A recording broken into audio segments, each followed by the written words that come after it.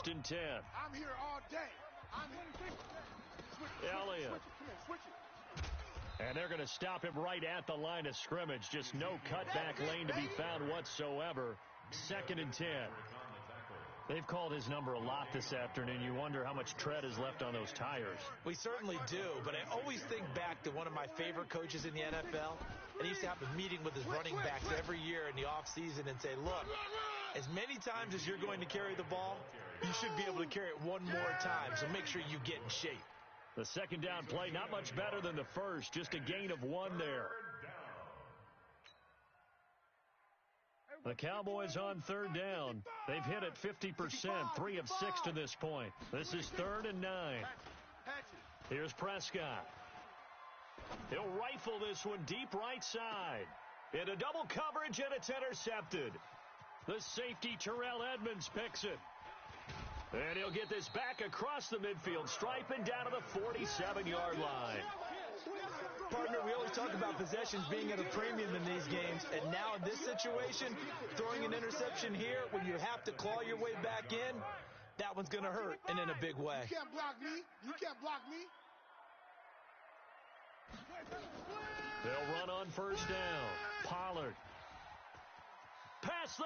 Look at this. Middle of the field. A breakaway. And he's in. Touchdown, Steelers. Tony Pollard with touchdown number 2 in the game, and now 11 on the year. And the Steelers, they broaden their lead. Extra point now by Boswell. And he's been a busy man, 5 for 5 now as he knocks another one through to extend the lead.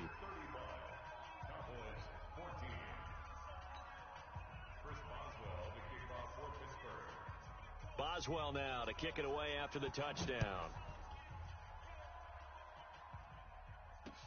This will be fielded on the back line of the end zone. And from back there, a wise move. He'll just sit on this one, and it'll come out to the 25.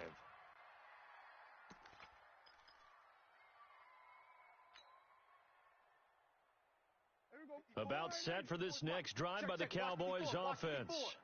Here we go. They start on the ground with Elliott. And he will lose yardage here back at the 23-yard line. Now that sends him 2 yards in the wrong direction and leads to second down. So the opening play of the drive goes backwards. Now they'll come up on 2nd and 12. They go back to Elliott. He's been busy. And he's going to be taken down here with a penalty flag on the field. So a decent gain, but all for naught on the penalty. It's too bad, isn't it? They were feeling pretty good about it. The only people celebrating, the guys who just gave up that play. On second down now, it's Kelly. And he'll take this up only to about his 18-yard line. They get 2 yards back, but they're going to need a lot more than that here on third down.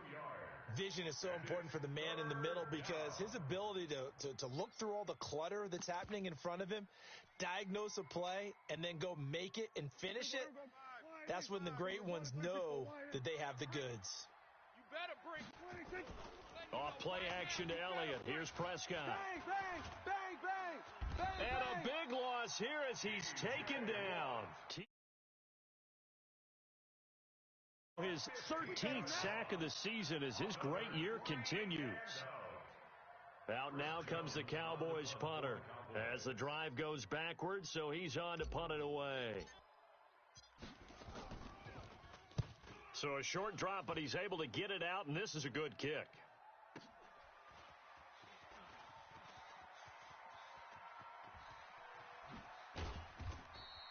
Nice job bringing that one back. 14 on the return. And the Steeler offense, they're set up nicely as they take over. At the Cowboys' 44-yard line.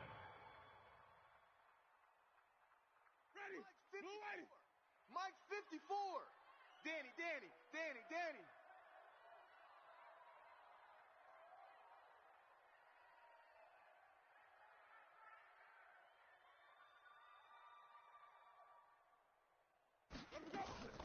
On first and 10 is Connor. Now a loose football. The ball comes out.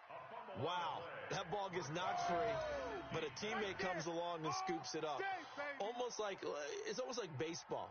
Guys at bat, people are on base in scoring position. One guy doesn't get him home. The next guy comes through and picks him up. And avoids the turnover. On second down, it's Pollard. And for one of the few times here today, this run's not going to go anywhere. This time able to hold on to the football, but not much room to run.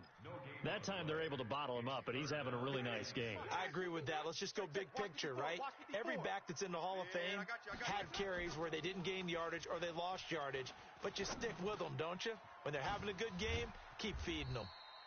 And he's going to get this inside the 30. 12 yards that time at a Pittsburgh first. And not totally home free yet, but it's looking good as they come up 1st and 10. Pollard going to try the right side.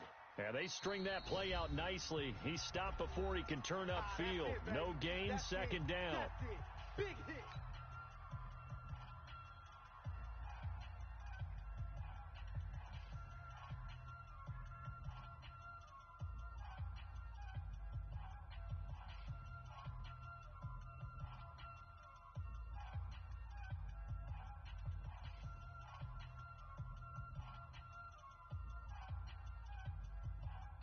So the Steelers with the football as we get you reset.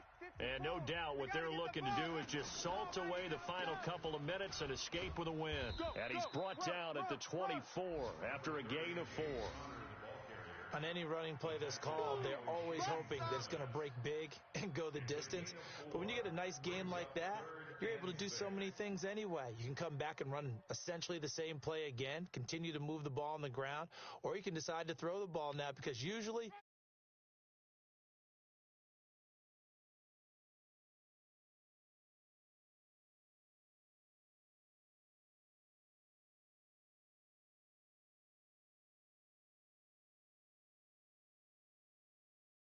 sets up a 1st and goal. And with that last play, he's now up over that 300-yard mark. And in today's NFL, it almost feels routine. And I hate that when you talk about a 300-yard passing game. To me, 300 yards still signifies excellence, and he's achieved that in this performance.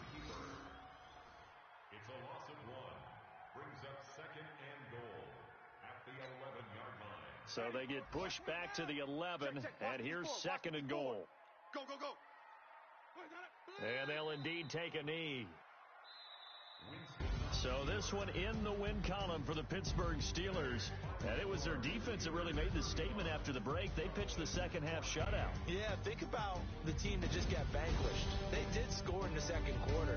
Do you think they thought at all that that would be their last points in the game? No, but what a second half. The adjustment, whatever they did in the locker room, it certainly worked. It certainly did, and you're exactly right. Whether it was an adjustment, whether it's just more focus on what they planned to do going in, whether they just played better, whatever it was, it all came together in the second half, and no points were allowed. That's a great way to close them out.